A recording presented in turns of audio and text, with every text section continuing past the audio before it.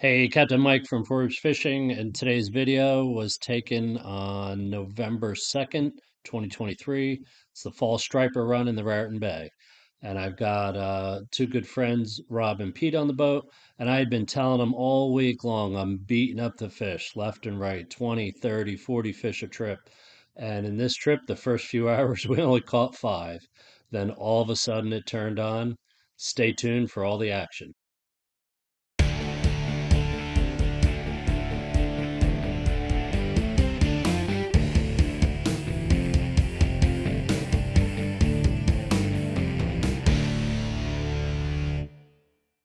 So I'm going to apologize in advance. We had the radio playing, and of course, it's all copyrighted material.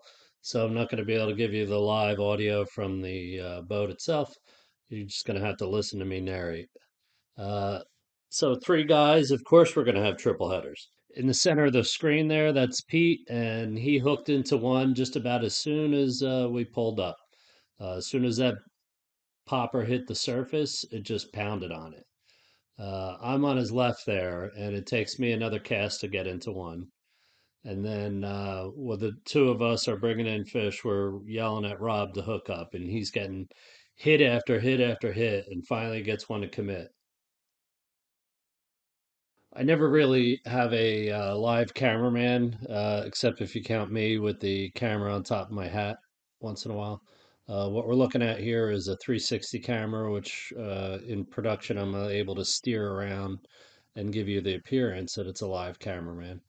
I'm thinking I could really use a second one, maybe have one in the bow, one in the stern for these days when you got three guys fishing. You just miss too many shots when the camera's, mounted in one place versus in both places. So help me get to some more subscribers and some more views so I can afford another camera. Yeah, exactly. Holy shit, I think I just cast a full football field. Someone just went after me. There he is, he's back. Yep. Oh shit! Yeah, except I missed him. I got him now though. Oh, and I'm far away. I'm gonna need a brace for my elbow by the time I get this fucking thing in.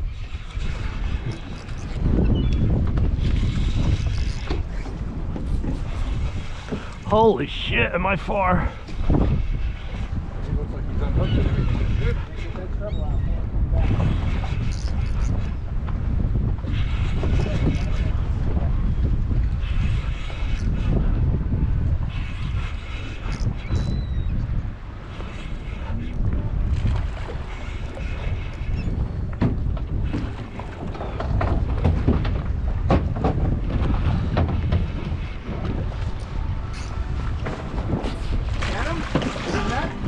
I don't think so. No, he's still here, right here. You know what? That may be close to a keeper there. Thank you. Oh, boy, he was on the other side of the bay. So here's my method for bleeding striped bass and bigger fish, tuna. We use a bleeder rope. It's basically just a 6 foot long, maybe 7 foot long piece of scrap rope with two loops tied on each end. Go through the mouth, out the gill, and then through the other loop, hang it off a cleat, and then use either a knife or a pair of fishing scissors to cut one or more of the gill plates. Then just throw it over the side of the boat. It makes less mess and does a real good job. Caught more fish on this call than I have on my own call.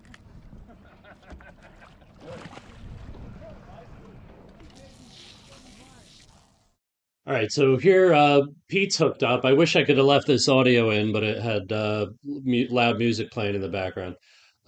Pete hooks into, I don't know, probably his 10th, 12th, 13th fish. I don't even know. And he makes a wisecrack about having caught more fish on this rod of mine that he's borrowing than his own rod. And basically, what happened, within an hour or two of us getting out there, something happened to his rod. Either the rod broke or the reel broke, and You know how hard it is fishing on somebody else's boat? If we were on his boat, he would have had 72 fishing rods and would have had, plenty to pick from. Of course, we're on my boat today, and I did have an extra rod, so we got to use that. But kind of funny that, he was doing so well. And it was obviously it's not the equipment, it's the environment. And they were just chewing this day, and it was a whole bunch of fun. But we're thinking maybe I could probably sell that one to Pete for an exorbitant price because he was so lucky on it. While Rob hooks up here, I'll talk a little bit about the gear we're using. All light line, 30-pound braid, maybe 4 to 5 feet of 30-pound mono leader. I go with a double uni knot. Seems to work fine for me. The reels are somewhere between 4,000 series and 5,000 series reels. Medium light rods. Just really really fun. The lures we're using are floating poppers, anywhere between 5 and 8 inches. I prefer the body to have at least some white on the bottom, and for some reason, I like the ones with the red faces, but I think it's more for me because I could see them further away while they're floating in the water. I'm not sure that the fish cares, but that one's just a personal preference for me. Tsunami makes some very affordable ones. I think you can get them for like 12, 13 bucks. I use a lot of those. You can do a lot of different things with the retrieve. My standard is kind of like a tug, crank, very, very light pause in between. You're trying to make a splash, you're trying to cover some distance.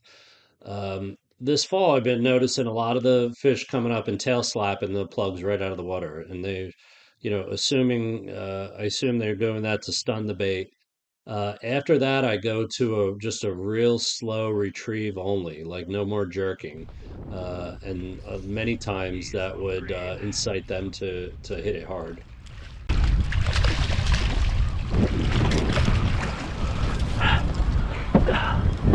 Thanks, Pete. This was a mid-afternoon trip. I think we didn't even leave the dock till 2 o'clock. Like I mentioned earlier, the first couple hours we only saw a few fish. Once they started chewing, it was 4 o'clock in the afternoon, and so the last hour and a half was just crazy. We caught over 30 fish, all topwater, and it was like one after another. Just several triple headers, several double headers, whole lot of fun. So we started getting wise to the direction that the school was swimming, and it was kind of obvious on this day. The birds were following the fish, and the fish were kind of marching across the bay from the Staten Island side over to the Jersey side. And we started doing these like semicircles to get in front of the schools of fish. And we just drive the boat around in a big wide circle, not driving through the school like the Googans are doing, but driving around them and letting the fish swim to us. And in this segment, you'll see off the bow and on the port side, the increasing numbers of birds and boils as they get closer to the boat. One thing that's super aggravating is as they, just because you see all those fish and all those birds, doesn't mean you're going to get a ton of hits. We do catch them, but it's fun to see all that activity, but still a little frustrating to not get bit constantly.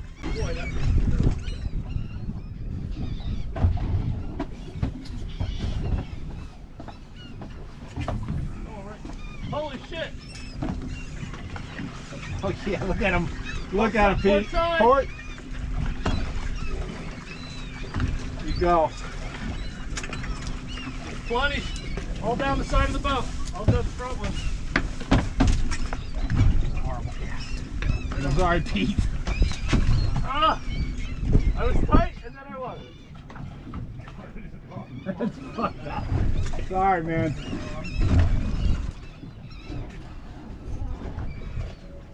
I hear you. Tight line.